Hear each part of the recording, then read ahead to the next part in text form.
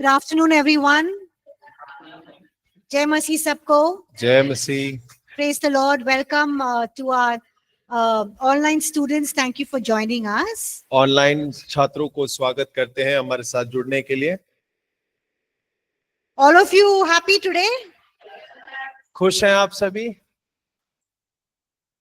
We have the fans running and the lights on, so yes. पंखे चल रहे हैं, बत्तियां जल रही हैं, आप लोग जगे हुए हैं। Yeah.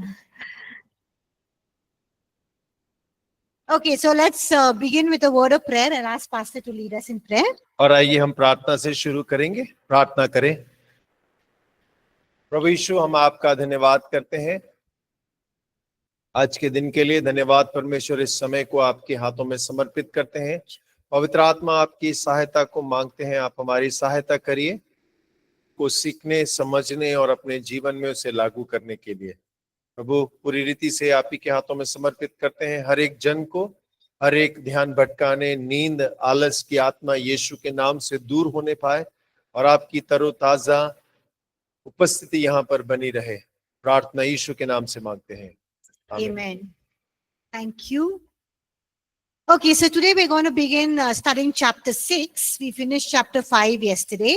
और कल हमने 5 अध्याय समाप्त किया था और 6ठा अध्याय पढ़ना आरंभ करेंगे आज। So we're going to talk about God's holiness in us.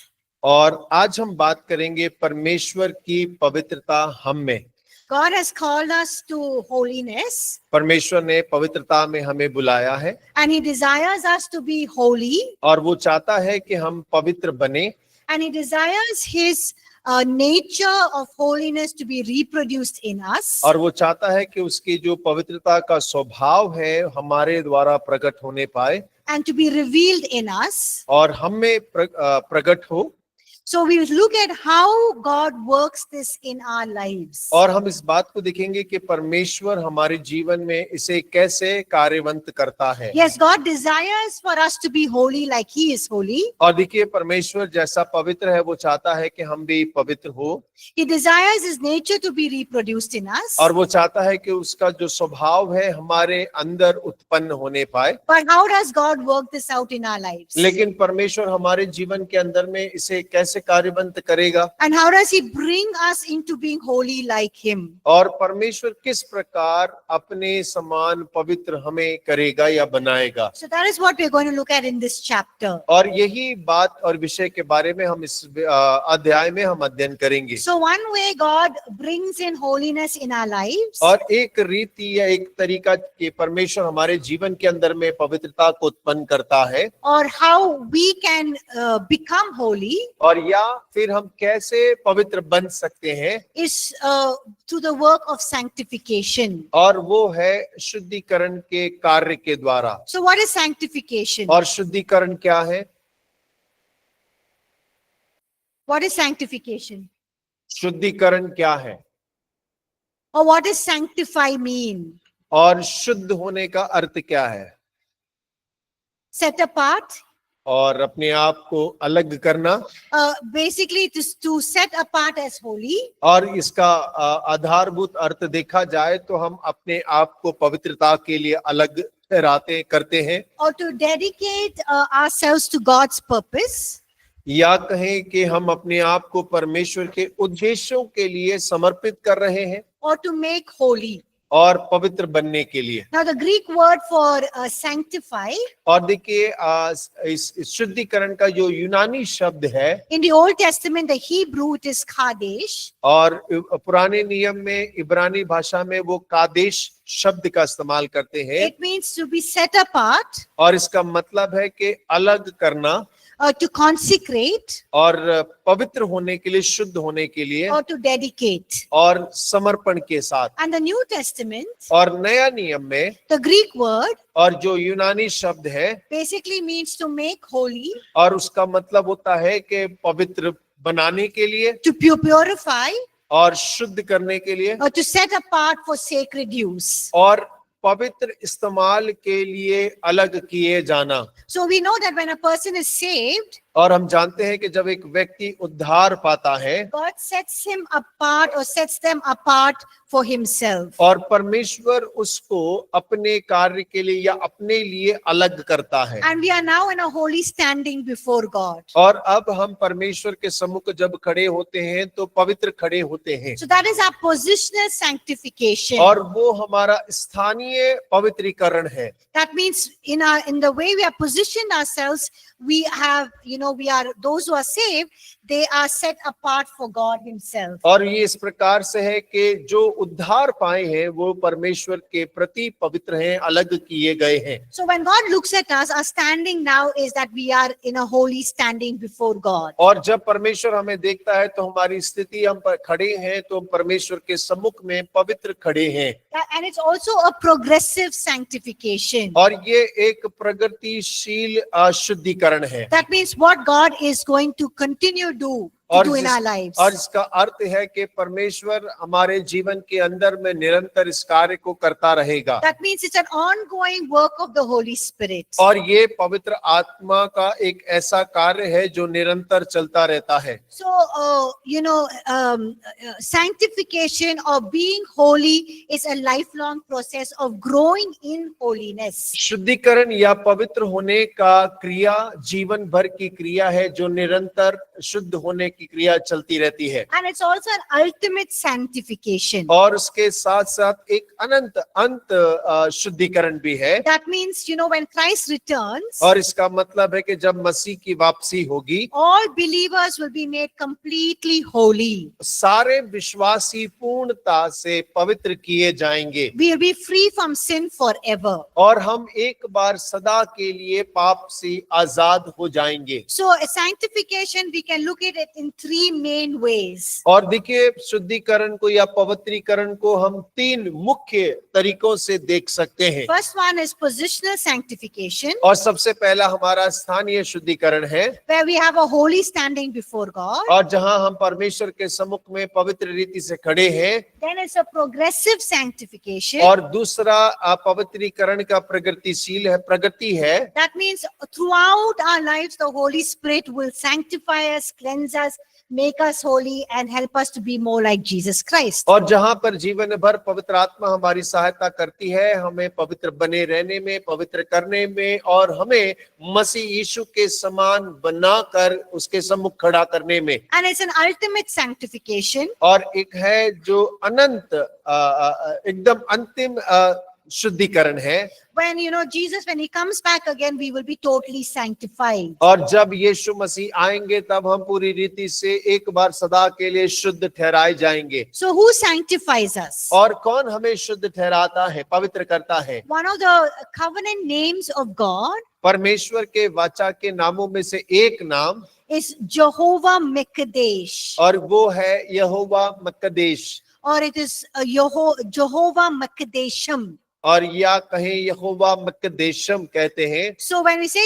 the name of God is Jehovah Mekadesh, और जब हम परमेश्वर के नाम को यहोवा मकदेश कह के बोलते हैं, it means God who sanctifies us. और उसका मतलब होता है प्रभु जो हमारा शुद्ध करने वाला The है, Lord our sanctifier. और परमेश्वर हमारा पवित्र करने वाला। So Jehovah Mekadesh is one of the covenant names of God, just like Jehovah Rapha, Jehovah Rohi, Jehovah Jireh. और देखिए, यहोवा मकदेश बिल्कुल उन दूसरे वाचाओं के नामों के समान, जैसा यहोवा राफा, यहोवा ईरे, वैसा ही मकदेश भी परमेश्वर का वाचा का एक नाम है। So look at your notes. अपने नोट्स में आप देखें, Page number 32 in the Hindi books. और हिंदी की पुस्तक में 32 नंबर के पेज में English 31. Okay, there are three references there. Exodus chapter 31 verse 13. और यहाँ 3 वचन दिए गए हैं। निर्गमन 31 उसका 13 वचन, Leviticus 28, लय व्यवस्था 20 उसका 8 वचन, and also Leviticus 22:32. लय व्यवस्था 22 उसका 32 वचन। So quickly, please read all of these verses quietly. और कृपा करके जल्दी से आप सभी इन वचनों को पढ़ लें।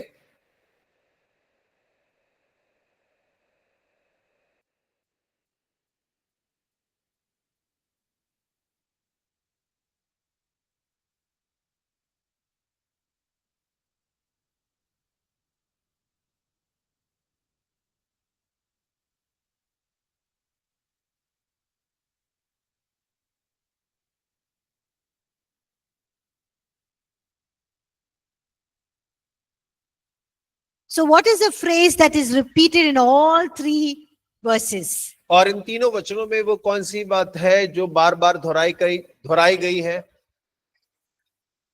Yes, I am the Lord who sanctifies you. और मैं तुम्हारा पवित्र करने वाला यहोवा हूँ। So he's saying, telling the people that he's the one who makes, he makes his people holy to himself.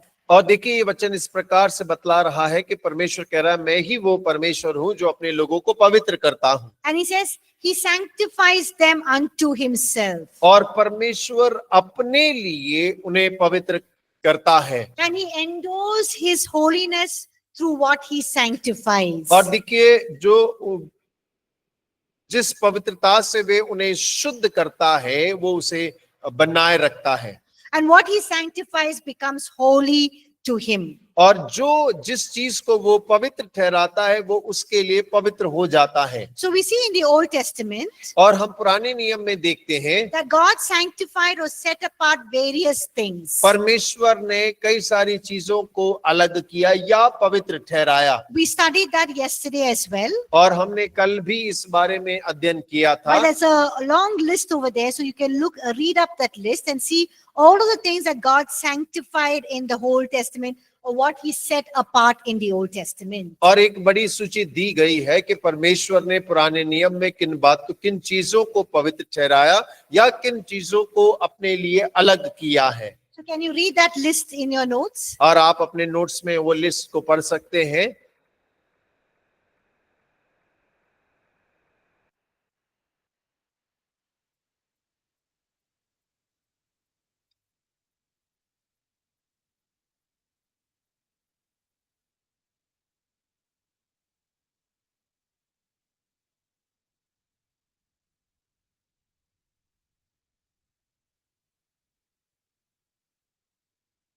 So I'll just read from here on the passage.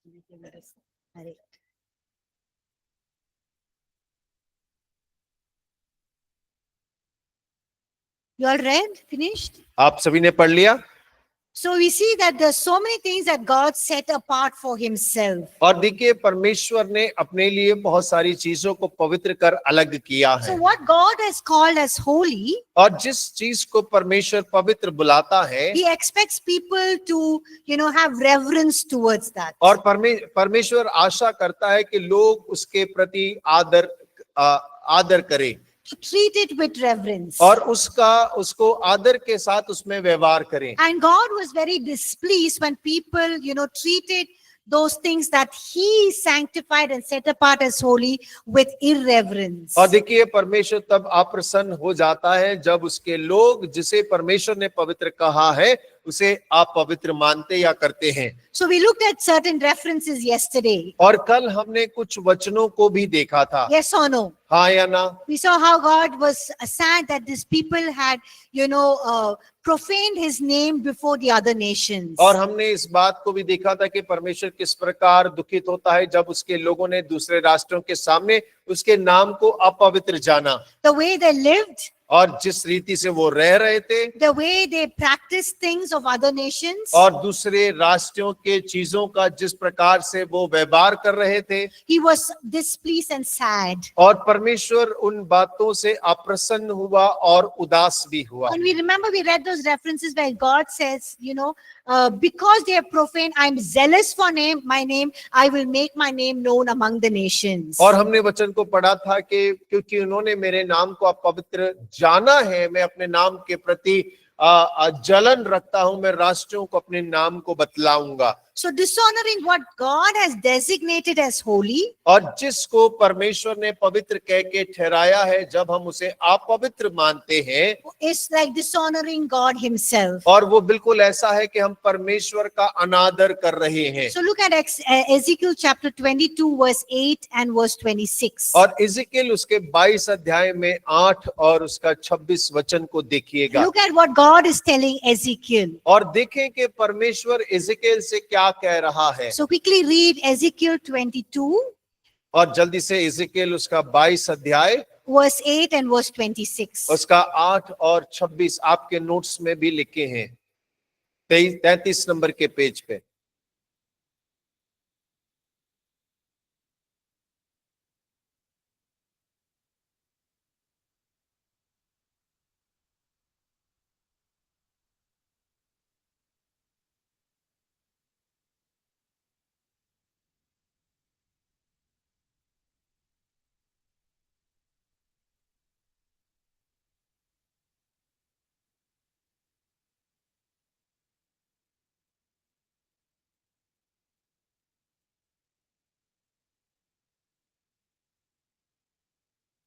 So what is God's complaint against the people? परमेश्वर की लोगों के विरुद्ध क्या शिकायत है? They have despised his holy things. और पवित्र वस्तुओं को तुच्छ जाना है। What else? और उसके अलावा Yes, Sabbath, they have, they have profaned his Sabbath. और उसके विश्राम दिन को भी अपवित्र जाना है। And he's saying the priests have also violated my laws. और वो वचन ये भी कहता है कि याजक ने मेरी व्यवस्था को भी उसका उल्लंघन किया है। And they have profaned the holy things. और उन्होंने पवित्र चीजों को अशुद्ध किया है। And God is saying people have not distinguished between holy and unholy. परमेश्वर ये भी कह रहा है कि पवित्र और अपवित्र का कुछ भेद नहीं जानते हैं। People have not even distinguished between clean and unclean. और लोग जो हैं शुद्ध और अशुद्ध में भी भेद नहीं जानते हैं। So we see that God, had set apart certain objects, certain places, certain days, certain feasts, as holy. और देखिए परमेश्वर ने कई दिनों को, पर्वों को, स्थानों को, चीजों को अलग करके पवित्र ठहराया है। But we see that in the Old Testament. और वो हम पुराने नियम में देखते हैं। But in the New Testament we see that who is called as a temple of God? और लेकिन नए नियम में परमेश्वर का मंदिर कह के कौन पुकारा गया है? Yes, all of us as believers. और हम सब विश्वासी होने के नाते बुलाए गए हैं। So we see that, God is emphasizing holiness of the heart, not just outward holiness, but holiness of the heart. और हम देखते हैं कि परमेश्वर जो है बाहरी पवित्रता पे जोर नहीं दे रहा, लेकिन हमारे हृदय की शुद्धता पे जोर दे रहा है। And when we dishonor the things that God has made holy, और जिन पर बातों को परमेश्वर ने पवित्र ठहराया है, जब हम उनका अनादर करते हैं, or dishonoring people that he has set apart and made holy, और जिन पर लोगों को परमेश्वर ने अलग करके पवित्र ठहराया है, जब हम उनका अनादर करते हैं, is dishonoring God who has made them holy unto himself. और ये हम परमेश्वर का ही अनादर कर रहे हैं, जिस परमेश्वर ने उनको अपने प्रति पवित्र ठहराया है। So the Old Testament, और पुराने नियम में we see there's an emphasis of holiness on the external things. और हम देखते हैं कि बाहरी चीजें, बाहरी बातों के ऊपर में पवित्रता का ज्यादा जोर दिया जाता था। That means, the utensils, the place, the objects, the incense, the sacrifices, everything, there was an external observance of holiness. और जो बर्तन इस्तेमाल हो रहे हैं, दान, बलिदान, वस्तुएं और घर, उन बाहरी चीजों के ऊपर में पवित्रता का जोर दिया जाता था। And we see that people could not keep all of these things as holy. और हम इस बात को भी जानते हैं कि लोग इन सारी चीजों को पवित्र भी नहीं रख पा रहे थे। And that's why we see so many references where God is saying, hey, you have not been holy. और इसीलिए हमने बहुत सारे वचनों को इस बात पे पढ़ा कि परमेश्वर कह रहा है, देखो तुमने मेरी बातों को पवित्र नहीं जाना है। But in the New Testament, लेकिन नए नियम में our bodies are the temple of the Holy God. और हमारी देह पवित्र आत्मा का मंदिर है, And the Holy Spirit dwells in us. और पवित्र आत्मा हमारे अंदर में वास करता है। So we are looking at emphasis of holiness of the heart and not just the external things. और हम यहाँ देखते हैं कि परमेश्वर अब हमारे हृदय की पवित्रता पे ज्यादा जोर देता है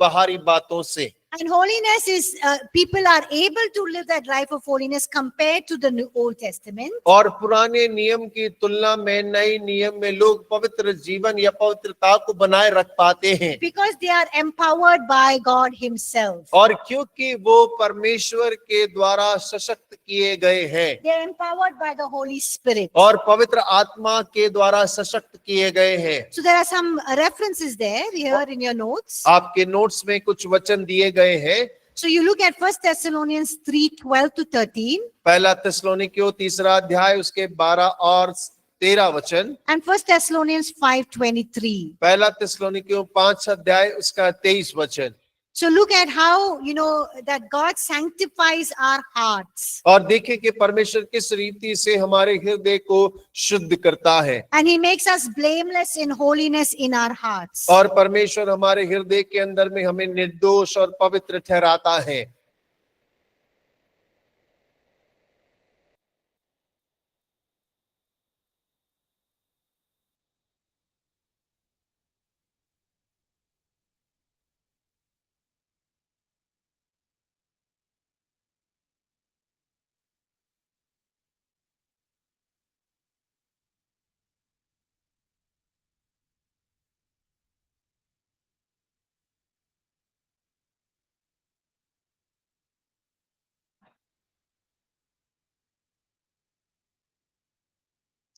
So 1 Thessalonians 3 verse 13 says, God establish our hearts to be blameless in holiness. और देखिए पहला थिस्सलुनीय 3:13 में परमेश्वर वचन कह रहा था कि वह तुम्हारे मनों को ऐसा स्थिर करे कि जब हमारा प्रभु यीशु अपने सब पवित्र लोगों के साथ आए तो हमारे परमेश्वर पिता के सामने पवित्र और निर्दोष हम ठहरे।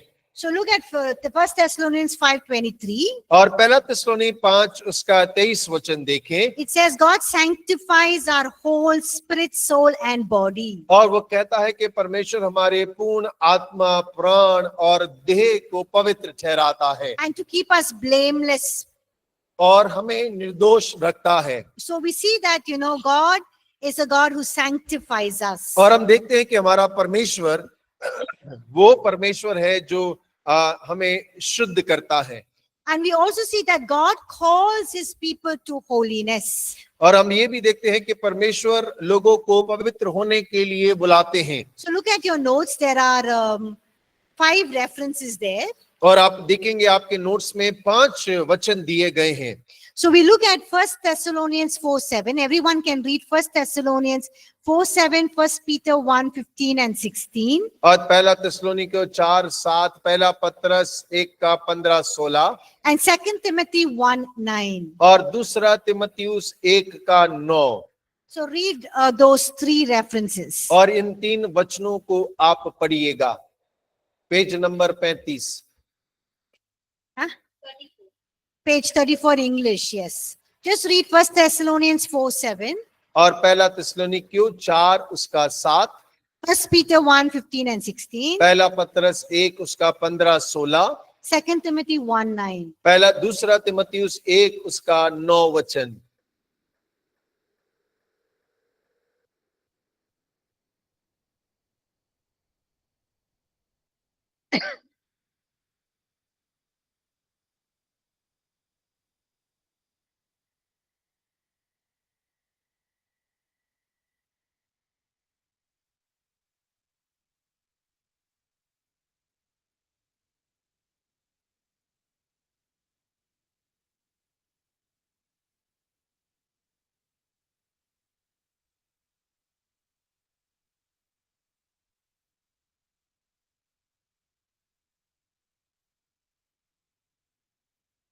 So here we see God has called us to what? और देखिए यहाँ हम देखते हैं कि परमेश्वर ने कैसे चलने के लिए बुलाया है।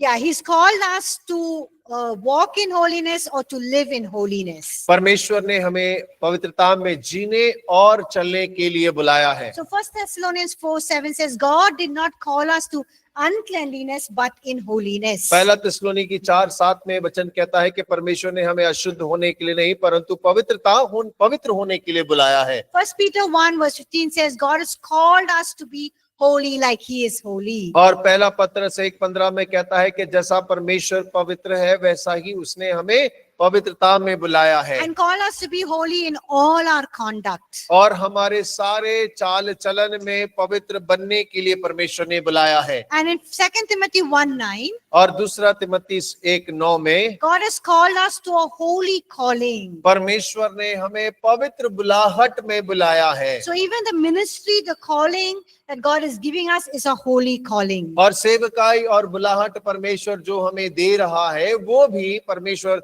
हमें पवित्र दे रहा है। So God is inviting us to share in His nature of holiness. और परमेश्वर अपने पवित्रता के स्वभाव में अपने साथ भागी होने के लिए हमें बुला रहा है। It's a call to be like Him and share in His nature. और बिल्कुल उसके समान और उसके स्वभाव को उसके संग बांटने के लिए बुला रहा है। And yesterday we saw that और कल हमने इस बारे में देखा भी था God gives us a revelation of His holiness or His nature, परमेश्वर अपने स्वभाव और अपने पवित्रता के प्रति प्रकाशन देता है, so that His nature is reproduced in us और कि उसका स्वभाव हमारे अंदर में उत्पन्न हो जाए and is revealed through us. और हमारे द्वारा प्रकट होने पाए। And also when God calls us as His people to holiness, और जब परमेश्वर हमें पवित्र होने के लिए बुलाता भी है, it's a call a call to belong completely to Him. और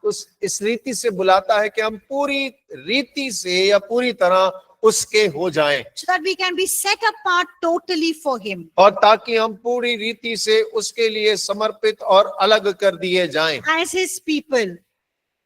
As His people. और उसके लोगों के रूप में, As His royal priesthood. और एक राजकीय याजकों के समाज के रूप में, As His holy nation. और एक पवित्र प्रजा के रूप में, As a people who belong to Him. और ऐसे लोग जो उसके हैं। So we see this for God's people both in the old and in the new covenant. और देखिए हम इसे पुरानी और नई दोनों वाचाओं के अंदर में परमेश्वर के लोगों के लिए देखते हैं। So let's look at two references in the Old Testament और पुराने नियम के हम दो वचनों को देखेंगे, where God has chosen people for Himself. और जहां परमेश्वर ने लोगों को अपने लिए चुना है। So read Deuteronomy 7:6 और व्यवस्था विवरण 7 उसका 6 वचन, and Jeremiah 2:3, और यिर्मयाह 2 अध्याय उसका 3 वचन, and also read 1 Peter 2:9-10. और उसके साथ साथ पहला पत्रस 2 अध्याय 9 और 10 वचन भी देखें। So it's in your notes, just read it quickly. और आपके नोट्स में है, जल्दी से आप पढ़ लें।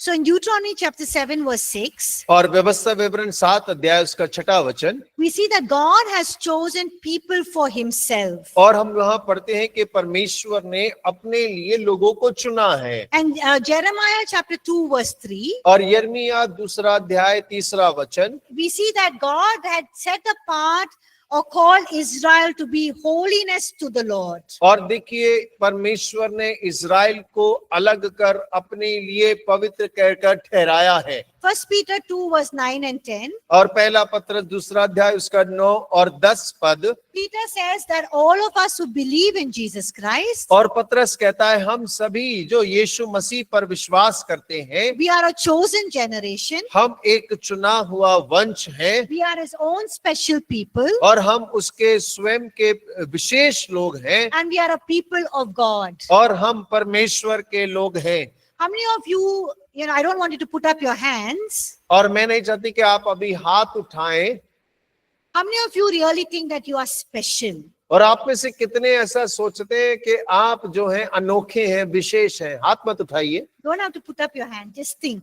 और How many बस of you think you're really special? और हाथ मत उठाइएगा, केवल दिमाग पे सोचिएगा कि आप में से कितने सोचते हैं मैं अनोखा हूँ, विशेष हूँ। We never think of ourselves as special people, right? और हम जो है अपने बारे में कुछ विशेष कभी नहीं सोचते हैं, Yes or no? हाँ या ना। Some of us do, but most of us don't. और हम में से कुछ लोग जरूर सोचते होंगे, लेकिन अधिकतम लोग नहीं सोचते हैं। When we compare ourselves with others, और जब हम दूसरों से अपनी तुलना करते we हैं think they are more beautiful और हम सोचते हैं वो ज्यादा सुंदर है, or handsome और या तो ज्यादा रूपवान है, or smart और ज्यादा चतुर है, or knowledgeable और ज्यादा ज्ञानवान है, or educated, और ज्यादा पढ़ा लिखा है, rich और ज्यादा पैसे वाला है, compared to who I am. और मेरे से ज्यादा है।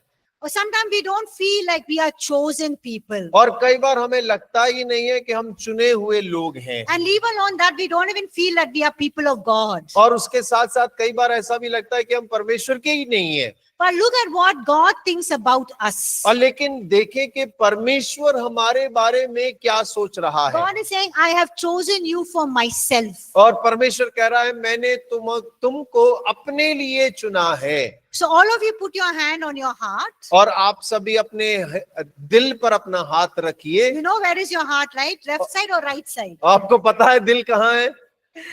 Yeah. So put your hand on your heart. और जहां धड़क रहा है वहां देख लीजिए, रख लीजिए। And put your other hand on your head. और दूसरा अपने सर पर रख लीजिए। And say, I'm chosen by the Lord. और कहिए मैं परमेश्वर के द्वारा चुना हुआ हूँ। I'm holiness to the Lord. मैं परमेश्वर के प्रति पवित्र हूँ। I'm a chosen generation. मैं चुना हुआ वंश हूँ। I'm a royal priest. मैं राजपदधारी याजकों का समाज हूँ। I'm part of a holy nation. मैं पवित्र देश का भाग हूँ। And I'm his own special person. मैं उसका विशेष व्यक्ति हूँ। Amen. आमीन। It's so important to make declarations. और घोषणा करना बहुत महत्वपूर्ण है। Because it is important to know your identity. और क्योंकि बड़ी महत्वपूर्ण बात है कि आप अपनी पहचान को जाने। Why is it important to know our identity? और अपनी पहचान जानना क्यों महत्वपूर्ण है? So we're not deceived by the lies of the enemy, okay? और ताकि हम शैतान के झूठ से बहकाए ना जा सके। Why is it important for us to know who we are or our identity in Christ? और अपनी मसीह में पहचान को जानना या हम कौन है मसीह में, ये जानना क्यों महत्वपूर्ण है? Why? Why is it important for you to know you're a new creation? और आपको क्यों जानना चाहिए कि महत्वपूर्ण है कि आप नई सृष्टि हैं? Yes, so you can use your authority. और ताकि आप अपने अधिकारों का उपयोग कर सकते हैं। What else? और क्या? Okay, so that you can know your blessings and walk in that blessings and claim that blessings for your life. Yes. और ताकि आप उन आशीषों को जान सके, उन साथ व्यवहार कर सके और उनके लिए उनको ले सके। Okay. So that you are not crawling like a caterpillar, but you're flying like a colorful butterfly. और तब जो है आप केंचुए के समान नहीं चले, आप तितली के समान उड़े। You know a caterpillar? आप जानते हैं ना कैटरपिलर क्या होता है? What is it doing? It's just crawling on the ground, और वो right? करता क्या है? जमीन पर केवल रेंगता रहता है, तो रेंगते मत रहिए। It's not too beautiful to look at, और उसको देखकर बड़ा सुंदर नहीं, घिन आती है। right? Some of the सही है। caterpillars are very beautiful. They are orange with black spots. I love those caterpillars. और देखिए कुछ जो होते हैं बड़े सुंदर होते हैं, नारंगी रंग के होते हैं, काले काले Orange. धब्बे होते हैं। Yes, but you know, some of us are living like caterpillars. और हम में से कुछ लोग जो हैं वो रेंग रेंग के जीवन जी रहे We हैं। are just, on the ground. I'm useless. I'm hopeless. Good for nothing. Can't do anything. और हम जमीन पे पड़े हैं, बेकार हूँ, कुछ नहीं आता, नकारा हूँ, बेकार हूँ, बेचारा हूँ, ऐसे ही करते रहते I हैं। come from a home where there's no opportunities. we can't do this, we can't do that. और हम ऐसे घर से आते हैं जहाँ पे मौके नहीं मिलते, हम ये नहीं कर सकते, हम वो नहीं कर सकते। I come from a place where churches are not like APC. और मैं ऐसी जगह से आता हूँ जहाँ पे एपीसी जैसी कलीसियां ही नहीं I है। come from a place where this is not like Bangalore. और मैं ऐसी जगह से आता हूँ जो बिल्कुल बेंगलोर जैसा नहीं है। But that's not important. लेकिन वो महत्वपूर्ण नहीं है। Wherever you are, you can flourish. और जहाँ कहीं आप हैं, आप वहाँ पे फलवंत हो सकते You हैं can bring in the kingdom of God. और आप परमेश्वर के राज्य को ले आ सकते You हैं। can bring his blessings, his covenant, his promises, and it can flourish and grow like any other prosperous और place. आप उसके राज्य को ला सकते हैं, उसकी वाचाओं को ला सकते हैं, उसकी आशीषों को ला सकते हैं। आप जहां भी हैं, आप वहां पर फलवंत हो सकते हैं। And you can fly like this beautiful, colorful butterflies. और आप उस सुंदर रंग बिरंगी तितली के समान उड़ सकते हैं। Where everybody is standing in awe of the beauty of that butterfly. और जब हर एक अपना मुंह खोलकर अचंभित होकर उस तितली को देखता रहता And है। where the butterfly is not just seeing a narrow perspective of only the ground, but is able to see at, a wider overview. और देखिए, तितली जो है केवल जमीनी स्तर को नहीं देखती है, लेकिन एक बड़े खुले स्तर को देखती है। जब वो आकाश में उड़ती है, उसका नजरिया बहुत बड़ा हो जाता So है। whenever you think you're useless, good for nothing, और जब कभी आपको ऐसा लगे कि आप बेकार हैं, आप कबाड़ी हैं, or when the enemy tells you all of these negative things, और जब आपका शत्रु आपसे कहता है, ये सारी चीजें आपसे बार बार आपके दिमाग में कहता है, you need to stand up and talk about your identity, who you are in Christ. और तब आपको खड़े होकर अपनी पहचान को उसे बताने की आवश्यकता है। So the second thing that we can really practice in this holy, we have learned so many things we can practice in holiness, but another major thing is this. और देखिए, पवित्रता में बहुत सारी चीजें हैं जिसका हम अभ्यास कर सकते हैं, लेकिन जो बहुत जरूरी है वो ये बात है। So you need to tell yourself, yes, I'm holy unto the Lord. और आपको अपने आप को ये कहने की आवश्यकता है, मैं परमेश्वर के लिए पवित्र हूँ। The more you declare it, the more you will be beginning to live that. और जितना ज्यादा आप घोषणा करेंगे, उतना ज्यादा आप जीने का प्रयास भी करेंगे। So let's look at what does it mean to be holy. और तो आइए हम देखते हैं पवित्र होने का अर्थ क्या है। Yes, we know that God is our sanctifier. और हम जानते हैं कि परमेश्वर पवित्र करने वाला है। We know what he sanctifies becomes holy unto him. और हम इस बात को भी जानते हैं कि जिसको वो पवित्र करता है, वो उसके लिए पवित्र हो जाता है। We know that we become holy because he sanctifies us. और हम जानते हैं कि हम पवित्र हैं क्योंकि उसने हमें पवित्र किया है। That means he has chosen to set us apart for himself. और इसका मतलब है कि उसने हमें अपने लिए चुनकर अलग किया है। Isn't that exciting to know that God has chosen you for himself? और क्या ये उत्साह की बात नहीं है कि परमेश्वर ने आपको अपने लिए चुना है? How many of you like cricket? और अपने से कितने लोगों को क्रिकेट पसंद है? Playing cricket. और खेलना पसंद है? How many of you like playing oh no, not that. Football, soccer. Alicia, yes. Football कितने लोगों को खेलना पसंद है? How many of you like to cook new things? और आप new में से कितनों को recipes? नई नई चीज पकाना पसंद है? Good. How many of you like tailoring and stitching? और आप में से कितने लोगों को कढ़ाई, सिलाई, बुनाई पसंद है? No, one or two people. Okay. So we see that there are so many areas that we are gifted in. और देखिए, बहुत सारे क्षेत्र हैं जहां हमें परमेश्वर ने दान वरदान दिए हैं। So what if some of you say, I love cricket, but I was not chosen in the Indian cricket team. और आप में से कई लोग कह सकते हैं कि मुझे क्रिकेट तो पसंद है, लेकिन इंडियन टीम में मुझे चुना नहीं गया है। I like football, but I was not chosen in Manchester United or, Arsenal or one of those, clubs. Yes. और मुझे फुटबॉल तो पसंद है, लेकिन मुझे मैनचेस्टर क्लब जो है और बार्सिलोना, उन सब में मुझे चुना नहीं गया है। Some of you say, I love to cook, but I was not able to go for that, what is that cooking thing? Master Chef. Yes, Master Chef. I was not selected for Master Chef. और आप लोगों को खाना पकाना बहुत पसंद है, लेकिन आप कहेंगे मुझे मास्टर शेफ में तो बुलाया नहीं गया। I love stitching. I love designing clothes, but I'm not become like Manish Koirala. और मुझे सिलाई, कढ़ाई, कपड़े सिलना पसंद है, लेकिन मनीष वो डिजाइनर के जैसे मैं नहीं हूँ। So we think we are not special. और हम सोचते हैं हम कोई विशेष नहीं है, And nobody has chosen our skills as special. और ना ही किसी ने हमारी योग्यताओं को विशेष योग्यताओं के रूप में चुना है। But imagine God has chosen you as special. और लेकिन आप सोचिए परमेश्वर ने आपको विशेष चुना है। To tell yourself, God has chosen me as His own special person. और अपने आप को कहिए कि परमेश्वर ने मुझे विशेष रूप से मुझे चुना है। Yes.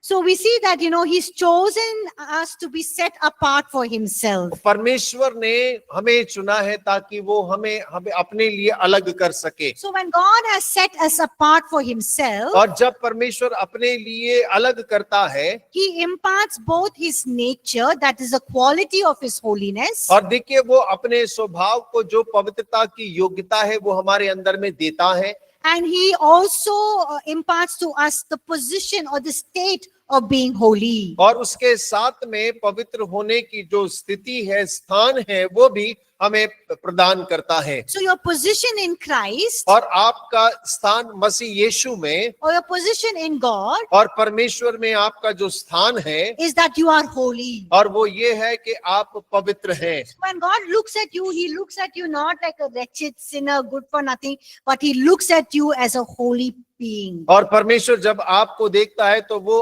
आपको पापी, खराब, बेकार, इस्तेमाल के योग्य ना होने वाले के रूप में नहीं, लेकिन पवित्र और चुना हुआ के रूप में देखता है। So God imparts to us His nature of His holiness and the state of being holy. और परमेश्वर पवित्रता के स्वभाव को और उस स्थान को, स्थिति को हमारे अंदर में जोड़ता है। So what do we do? और हम क्या करते हैं? All we need to do is just answer to that call of God making us holy. और देखिए हम केवल इतना करना है, जो पवित्र बुलाने की बुलाहट है उसके प्रति हमें केवल हाँ कहने की जरूरत है। We need to say yes to God, saying, God, I want to be like you and I want to belong completely to you. और हमें परमेश्वर को केवल हाँ कहने की आवश्यकता है, कहना है परमेश्वर मैं आपके समान पूर्णता में बदलना चाहता हूँ। We are saying yes to His invitation of being holy like He is holy. और जैसा वो पवित्र है और पवित्रता में बुला रहा है, हमें उसके निमंत्रण को हाँ कहने की जरूरत है। This is His holiness in us. और ये उसकी पवित्रता है जो हमारे अंदर है। So holiness in the New Testament, और नए नियम के अंदर में पवित्रता, not like the Old Testament, और वो पुराने नियम के समान नहीं है, where it is, in the Old Testament, you say you have to eat certain kind of food, you have to do certain kind of things, then only you will be clean. But if you touch somebody, dead body, if you do something, you are unclean. और देखिए पुराने नियम में ऐसा था कि कुछ प्रकार के भोजन नहीं खाना है, इस प्रकार का जीवन आपको जीना है, तब आप पवित्र ठहरेंगे। यदि आप मृत शरीर को छू लेते हैं तो आप अपवित्र हो जाते हैं। But in the New Testament, लेकिन नए नियम के अंदर में holiness is not a set of rules and regulations. पवित्रता एक नियम कानून की सूची नहीं है। And I said yesterday, और जैसा कल हमने कहा था, it's not that we think a person is holy because they don't drink or smoke or chew pan or spit or kick the cat. I told those things. और मैंने कल बताया था एक व्यक्ति इसलिए पवित्र नहीं है कि वो सिगरेट नहीं पीता, दारू नहीं पीता, सुड्डा नहीं मारता, पान नहीं चबाता, गाली नहीं देता, बिल्ली को लात नहीं मारता, तो पवित्र नहीं है वो।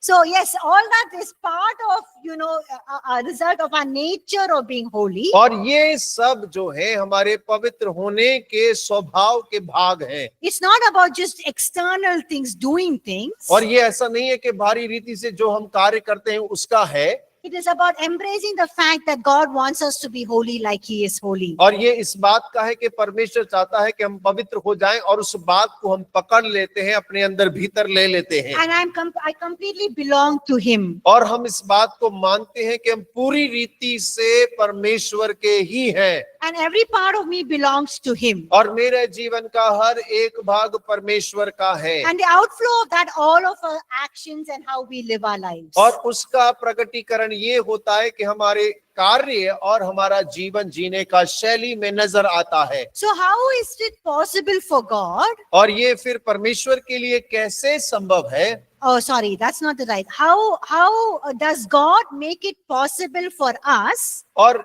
सही रीति से कहा जाए तो परमेश्वर हमारे लिए कैसे संभव बनाता है, who are once so deep in sin और उनके लिए जो एक समय पाप की बहुत गहराई में थे, to practically work out this process of sanctification and holiness. कि वो इस शुद्धिकरण पवित्रता की व्यवहारिक कार्य को हमारे जीवन में कार्यरत कर सके। So there are things that God has done for us, और ऐसी कई चीजें हैं जो परमेश्वर ने हमारे लिए की हैं, and there are things He does in us और कुछ चीजें जो उसने हमारे भीतर की हैं, to have, established our lives in holiness and to live that life of holiness practically. और कि वो हमारे अंदर में पवित्रता को उत्पन्न कर सके और व्यवहारिक रीति से हम पवित्रता में जी सकें। So in this chapter, और इस अध्याय के अंदर में we look at what God has done for us और हम देखेंगे कि परमेश्वर ने हमारे लिए क्या किया है to empower us to live in holiness. कि हम पवित्रता में चले। परमेश्वर ने हमें उसमें क्या सामर्थ्य दिया है। So the next chapter we look at what God does in us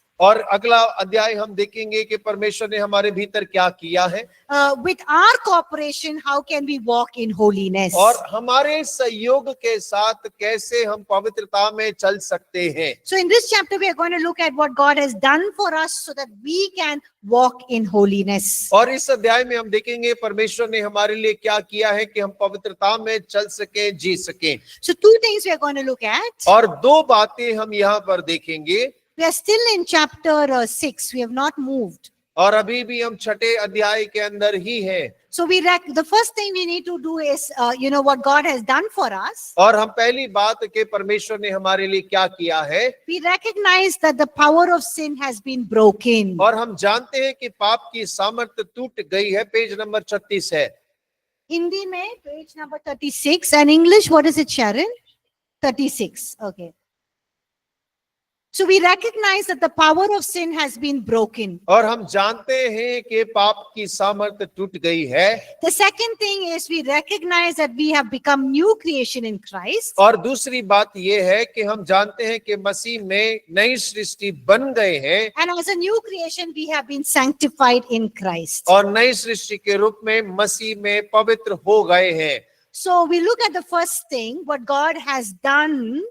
और हम for पहली बात को देखेंगे कि परमेश्वर ने हमारे लिए क्या किया है, So that we can walk in holiness. और ताकि हम पवित्रता में जीवन को जी सकें। Now let me ask you a question. और मैं आपसे एक प्रश्न करती हूँ, What is that one thing that stops us from being holy? और वो एक कौन सी चीज है जो हमें पवित्र बने रहने से रोकती है?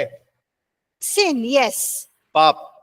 Everyone acknowledges that it is sin. और सब पहचानते हैं कि वो पाप ही है जो हमें रोके रहता है। And so when we're saying, God wants us to be holy, और जब हम कहते हैं कि परमेश्वर चाहता है कि हम पवित्र बने, and He desires holiness in us, और वो उसकी इच्छा है हमारे अंदर में पवित्रता को देखने and की, He has made us holy, given us a holy standing, और उसने हमें पवित्र ठहराया है, पवित्र स्थिति दी है। all of you are saying that is very nice. और आप सभी कहते हैं ये तो बहुत बढ़िया है It's very good. और ये अच्छा है, But how can I overcome sin? और लेकिन पाप के ऊपर मैं कैसे जय पाऊं? The sin is constantly, troubling me, and that's not making me feel like I am holy or standing in और holiness. पाप तो लगातार मुझे समस्या पे समस्या दिए जा रहा है। मैं महसूस ही नहीं कर पा रहा हूँ कि मैं पवित्र किया गया हूँ या पवित्रता के स्थान में खड़ा हूँ। So does God know that we cannot be holy unless we overpower sin? और देखिए, क्या परमेश्वर जानता है कि जब तक हम पाप पर जय प्राप्त ना कर ले हम पवित्र नहीं हो सकते? Yes or no? जानता है या नहीं जानता है? Let me repeat that question so all of you can wake up and answer. और दोबारा से आपसे प्रश्न करते हैं ताकि आप नींद से जाग उठें और उत्तर दे पाएं। Does God know that there is something that stops us from being holy like He is holy? और क्या परमेश्वर जानता है कि कोई चीज है जो हमें परमेश्वर के समान पवित्र बनने से रोकता है? Yes, He knows it is sin. और वो जानता है पाप है। Yes, and that is why He also brought about the remedy for sin. और यही कारण है कि उसने पाप के लिए उपाय भी किया, because he knows that he alone can help us to overcome sin. और क्योंकि वही जानता है कि केवल वही है जो हमारी पाप पर विजय प्राप्त करने में सहायता कर सकता है। And he knows that on our own strength we cannot overcome or overpower sin. और वो ये भी जानता है कि हम अपने बल से पाप पर जय या प्रबल नहीं हो सकते हैं। So the Bible teaches us और बाइबल हमें सिखाती that when है, Jesus died on the cross, और जब यीशु क्रूस पर चढ़ा he not only took upon himself our sins, और केवल उसने हमारे पाप ही क्रूस पर नहीं उठाए, but he also paid for our sins. और उसने हमारे पाप का दाम भी चुकाया, And he took the punishment for our sins. और उसने हमारे पापों का दंड सहा, And he broke the power of sin और उसने पाप की सामर्थ को तोड़ डाला over our lives. हमारे जीवन के ऊपर में। So everyone put your right hand up और अपना दाहिना हाथ ऊपर करे and say, God has broken the power of sin in my life. And और yes, बोलिएगा, परमेश्वर ने पाप के सामर्थ को मेरे जीवन से तोड़ दिया है, and he has set me free from sin. और उसने मुझे पाप से आजाद कर दिया है। Amen. आमीन। Thank you. We'll meet break के बाद. और ब्रेक के बाद मिलेंगे।